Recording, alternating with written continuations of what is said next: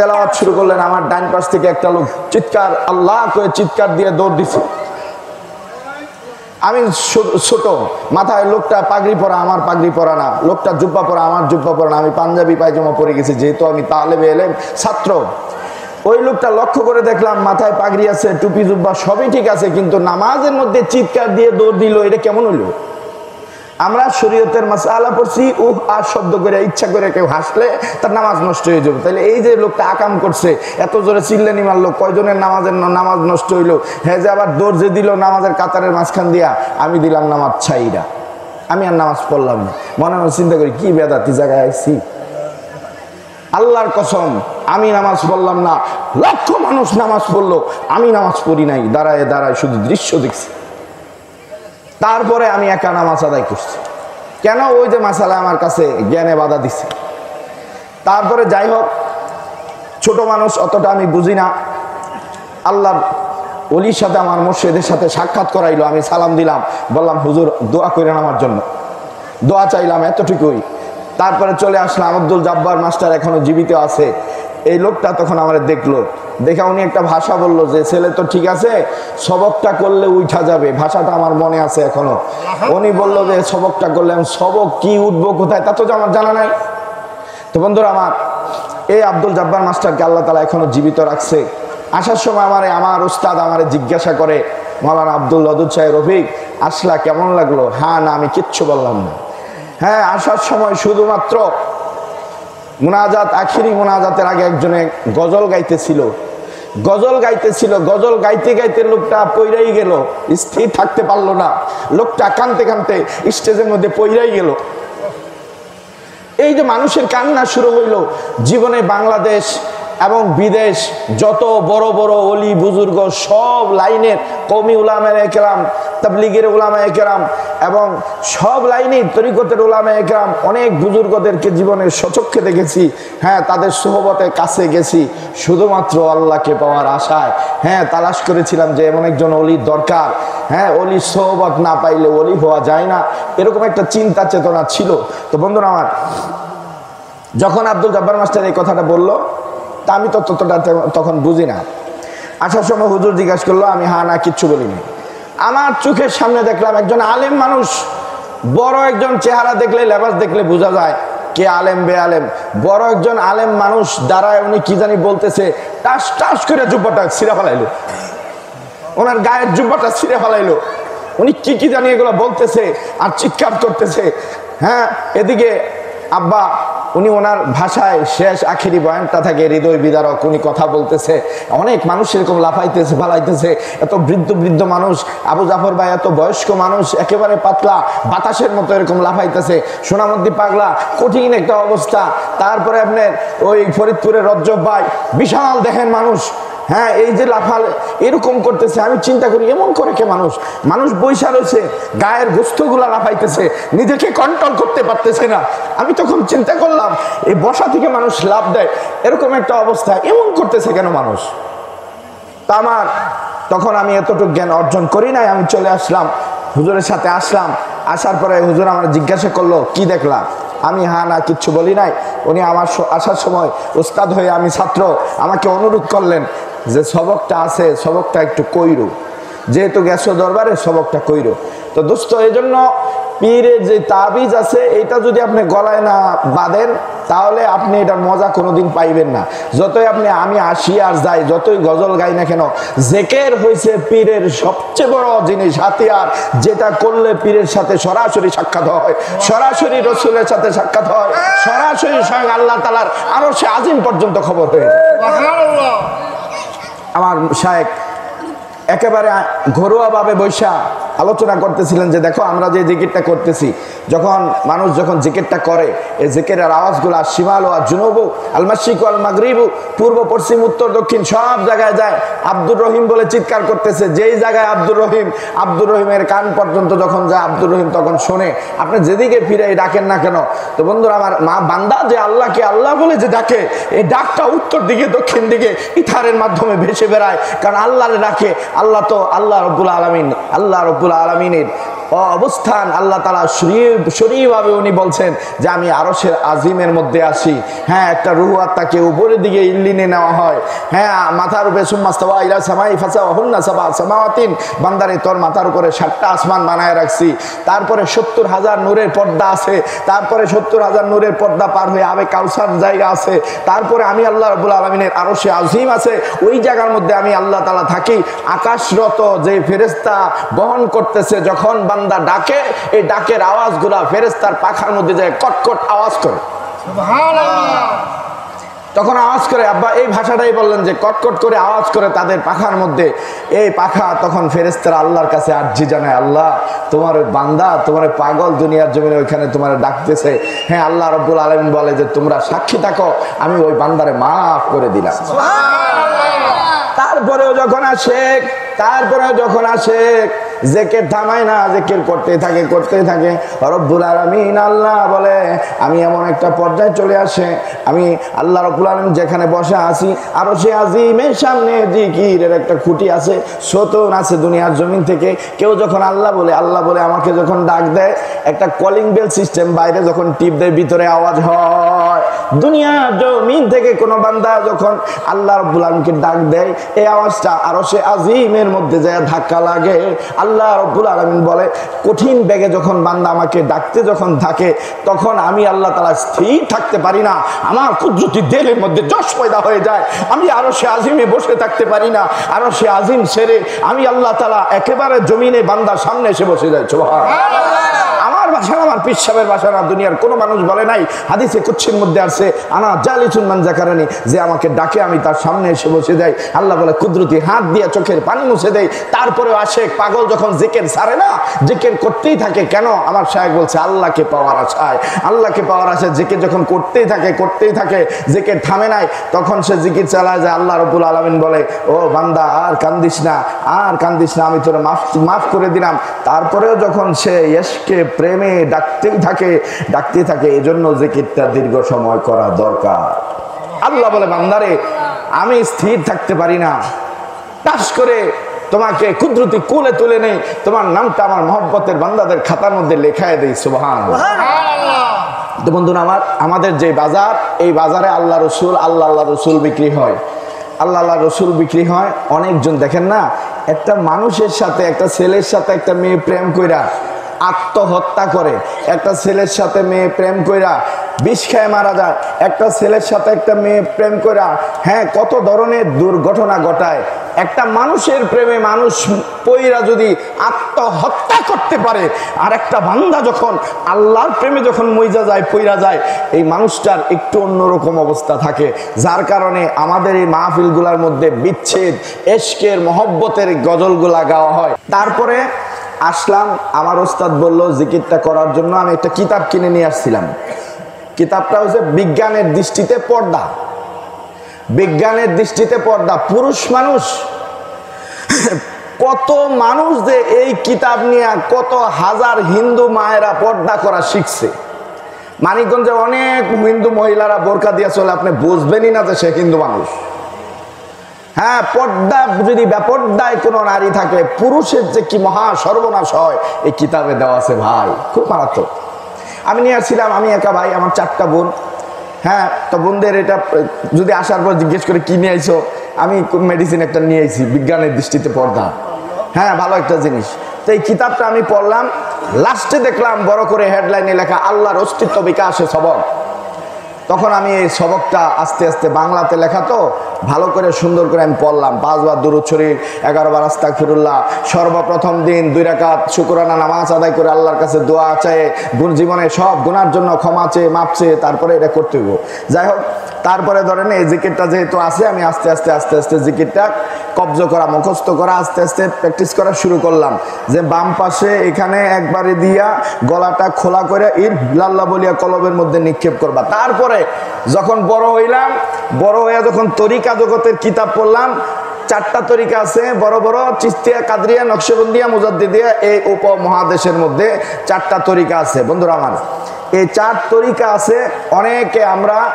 অনেকে আমরা তরিকতের জগতে যাই নাই, বিদায় আমাদের আমল সহি না। তরিকতের লাইনে যাই নাই, হ্যাঁ হক্কানি আপনি মানিকগঞ্জ যাইতে হবে, আমি কোনোদিনও আপনার বলবো না, তবে আপনার বলবো যে মানিকগঞ্জ দেখার জন্য আসবেন অবশ্যই। বন্ধুরা, যদি কামেল মোকাম্মেল পীর পাইতে যান, তিনি আমার পীর। বলবেন যে আপনার পীর দেখে আমি আল্লাহকে সাক্ষী রেখে এই কথা বলতেছি। আমার পীরের জন্য আমি সাফাই গাই নাই। আমার এক নানা, আপনার এই যে রাওনাইট বাড়ি, উনি বলছিল আমাদের দরবারে আইসো, তোমরা তো আলেম হয়েছো, কোনো প্রশ্ন থাকলে লেখা দিলে আমার পিসাব সমাধান করে দিবে। আমি বললাম না না, লেখা দিলে আমিও তাফসীর নিয়ে পড়াশোনা করছি, আপনি মাসলা লেখা দিবেন, আমিও খুব মোটামুটি একবারে কম পারি না, যে কোনো মাসলা নিয়ে আসেন লেখা দিলে আমি লিখতে পারবো। কিন্তু আমি এমন এক পীরের কাছে গেছি যেই পীরের কাছে লেখা দেওয়া লাগে না, বলতে হয় না, অটোমেটিকলি খবর হয়ে যায়। আমি পরীক্ষা শুরু করলাম যখন সকাল এবং সন্ধ্যা জিকির যখন করা শুরু করলাম, সকাল এবং সন্ধ্যা, সকাল সন্ধ্যা। তারপরে মাওলানা আব্দুল ওয়াদুদ সাহেব একদিন বলল যে আমরা তাইলে একটু হালকা জিকিরে আসি।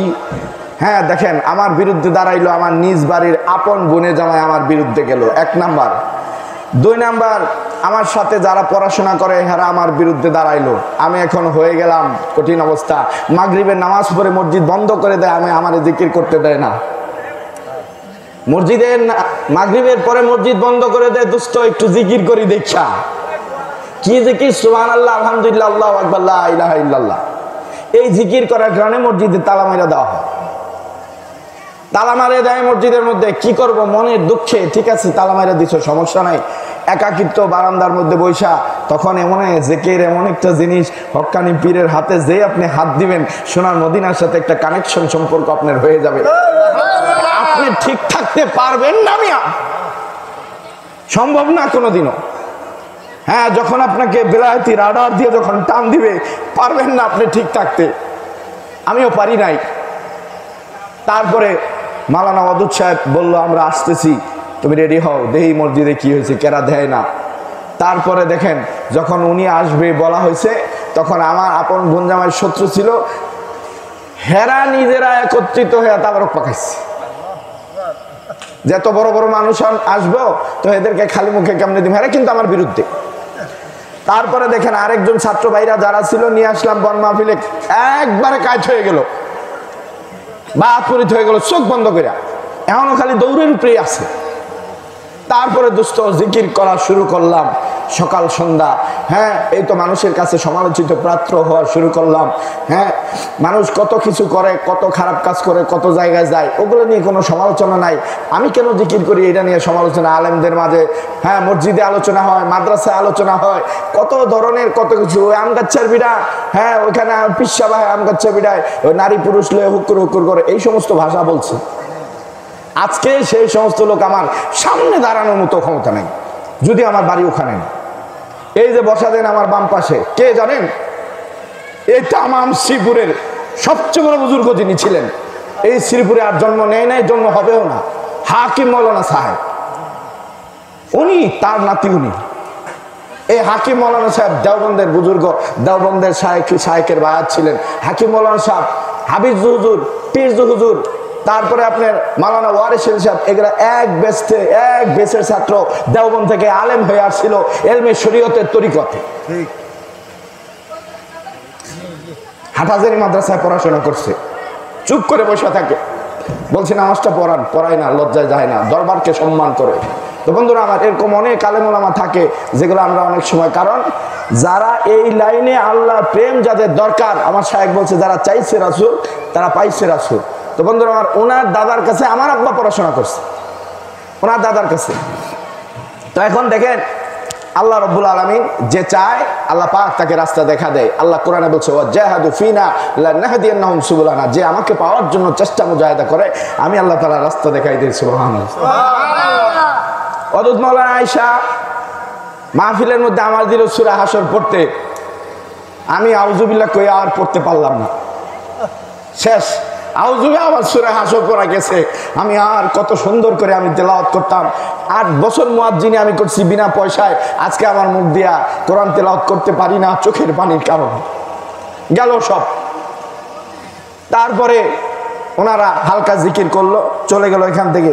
কয়েকদিন পরে শবে বরাতের মাহফিল, মনে মনে চিন্তা করলাম শবে বরাত, ভাগ্য রজনী, ভাগ্য রজনী যেহেতু এটা আল্লাহর ওলির দরবারে করা দরকার। ছোট আমি চিনি না কাউরে, জানি না, কোথাও ব্যাগ নিয়ে চলে গেলাম অদ্ভুত ভাইয়ের এখানে, সে কাপাসিয়া হাইটিয়া, উনি তো আমার দেখে করতেছে তুমি এখানে, তুমি কি মানিকগঞ্জ চিনবা, কেমনে যাবে, আপনি কি যাইবেন? সবে বরাত যেহেতু পীরের দরবারে রোজা রাখছিলাম, আমার মনে আছে, পীরের দরবারে যাইয়া ভাগ্য রজনীটা কাটাবো, কারণ আল্লাহর ওলির দরবারে আল্লাহ তাআলার পক্ষ থেকে রহমত বরকত তাতানাজ্জালু আলাইহিমুস সাকিনা, সকিনা নাজিল হয়।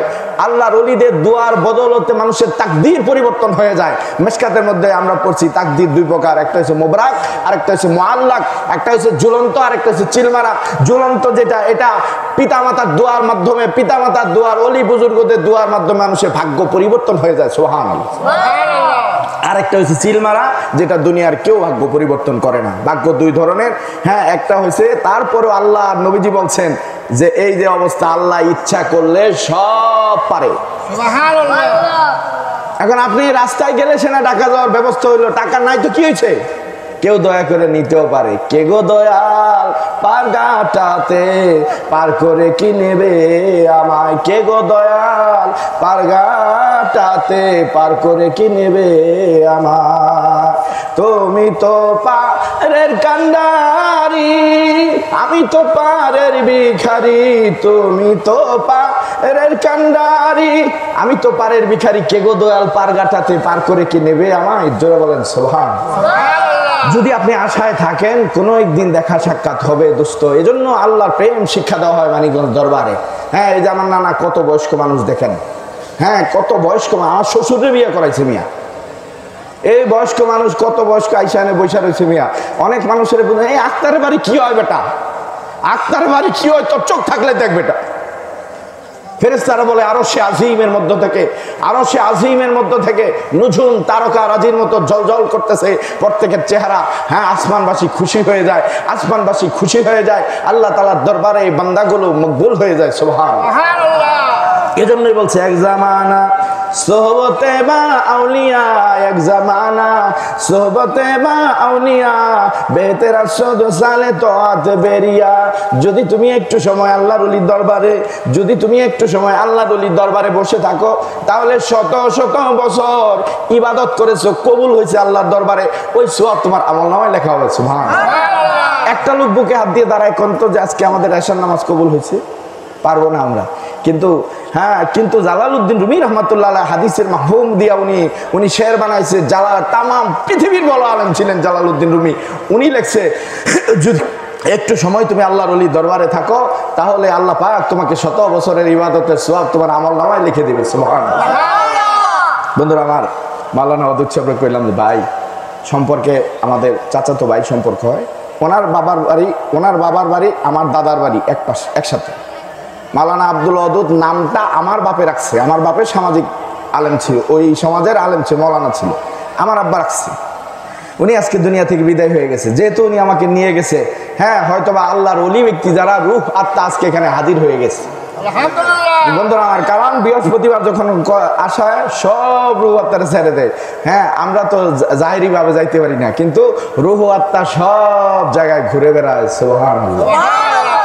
হ্যাঁ, পবিত্র আত্মা। বন্ধুরা আমার, ওনারা বললাম যখন, উনি আমার বললো তুমি তো একলা একলা চিন্তা নাও মুক্ত, আমি বললাম যে দেখেন, আমি নারায়ণপুর থেকে কাপাসিয়া আইসি হাইটটা, ব্যাগ আমার কান্দে, আপনি যাইবেন তো যাইবেন, না যাইলে ইয়েস বা নো বলেন। এই সর্বপ্রথম তো উনি তখন বললো দয়াল তোমার টান দিছে, ঠিক আছে যাও, সমস্যা নেই। আমি কিন্তু একবারও যাই নাই, একা একা ওনার সাথে গেছিলাম। তারপরে ধরেন বাসে উঠে গেলাম টঙ্গী যাইয়া মাগরিবের আজান দিচ্ছে, সেখানে ইফতার করলাম, মাগরিবের নামাজ পড়লাম, তারপরে ওখানে রওনা দিলাম। রাত 9টা বাজে যায় দরবার যায় দেখি মসজিদের মিম্বরের মধ্যে আমার মুর্শিদ বসা দুরুদ শরীফ পড়তে আছে। লোক সংখ্যা সর্বোচ্চ 30-40 জন লোক বসা তখন। তো বন্ধুরা আমার, উনি তখন বয়ান টয়ান করলো, তারপরে উনি দোয়া মোনাজাত করে জিকির টিকিট করে চলে গেল। এরকম ছোট্ট ছোট্ট বাচ্চারা রে ভাই, সারা রাত ব্যাপী আমার মুর্শিদের পরিবারের এরকম ছোট ছোট বাচ্চারা সারা রাত ব্যাপী তারা জাগনা রইলো, নামাজ পড়লো, জিকির আজকার করলো। হ্যাঁ, এগুলা আমি শুধু দৃশ্যই দেখলাম। আহারে, এরা আল্লাহর ওলি হইব না তো হইব কারা? আমরা তো এই বয়সে আমাদের অস্তিত্বই ছিল না। আমার জীবনে একটা রাত আমি সারা রাত ইবাদত জেগে করি নাই। এই সর্বপ্রথম আল্লাহর ওলি কে নামাজ শুনুন, কে জিকির করবো, কিন্তু নিজের কষ্ট হয়ে যে আগে কেন আসলাম না এই জায়গায়, আগে কেন এই জায়গায় আসলাম না, আগে কেন এই জায়গাতে আসলাম না। এজন্য অনেক মানুষের শুধু আফসোসই থাকা যায়, আগে কেন আসলাম না, সেই আফসোস রয়ে গেল, সারা জীবনই সেই আফসোস থাকবে, আগে কেন এই আল্লাহর ওলির সন্ধান পাইলাম না। তো দোস্ত আমার, তারপরে শবে বরাত পালন করলাম, এই তো যাওয়া, যাইতে যাইতে যাইতে যাইতে দয়া করছে, যার কারণে আজকে দয়া করছে, এজন্য তার দরবারে থাকা হয়। বন্ধুরা, এজন্য যদিও এখানে থাকে, মুরিদের সবচেয়ে বড় কাজ হয়েছে, মুরিদের সবচেয়ে বড় কাজ হয়েছে পীরের চেহারা, চাল চলন, উঠা বসা, কথাবার্তা সব কিছু আপনার মধ্যে নিয়ে আসা। ফাত্তাবিউনি ইউহিব্বুকুমুল্লাহ, আল্লাহ বলছে তাকে অনুসরণ করো। হ্যাঁ, তার অনুসরণ হয়েছে, আপনি পড়েন সিরাতুন নবী সাল্লাল্লাহু আলাইহি সাল্লাম, নবীজির জীবন সংক্রান্ত যত কিতাব আছে সব কিতাব আপনি পড়েন, পইরা মানিকগঞ্জ দরবারে আসেন, পীর সাহেবের দিকে নজর করেন, কিতাব মিলান আর পীরের দিকে নজর মিলান, দেখবেন এক হয়ে গেছে।